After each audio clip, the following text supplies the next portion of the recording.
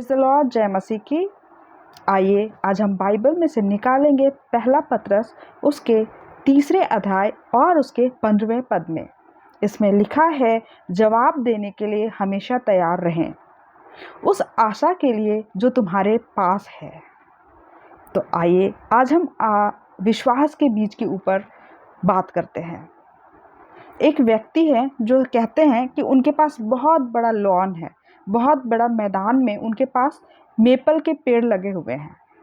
वो कहते हैं लेकिन जब आंधी आती है अचानक एक दिन, तो मेपल के जो पेड़ के बीज हैं उनको दूर उड़ा ले जाती है।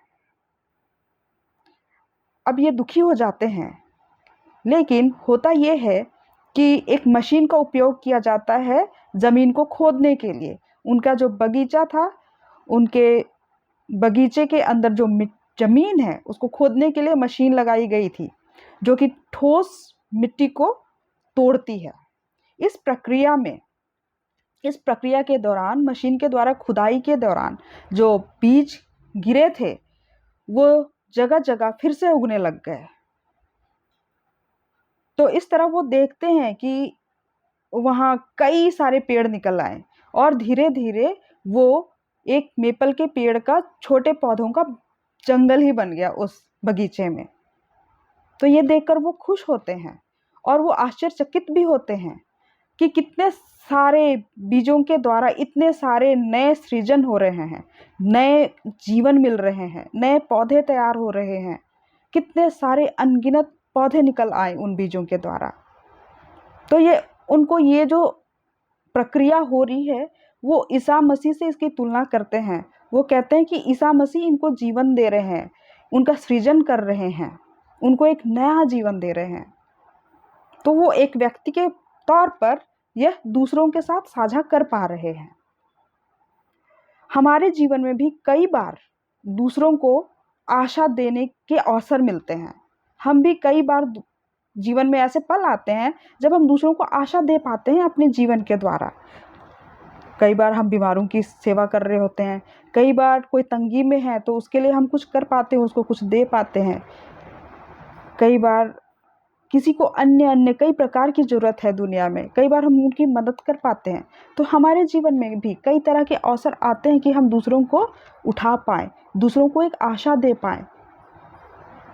जब हम आगे और जाते हैं तब वो व्यक्ति हमें कहते हैं कि जब यीशु की आशा में रहते हैं और उसकी आशा में रहते हुए सही के लिए दुख उठाते हैं, तो दूसरे भी देखते हैं हमारे जीवन को और उनके अंदर भी जिज्ञासा जागती है ईश्वर को जानने की।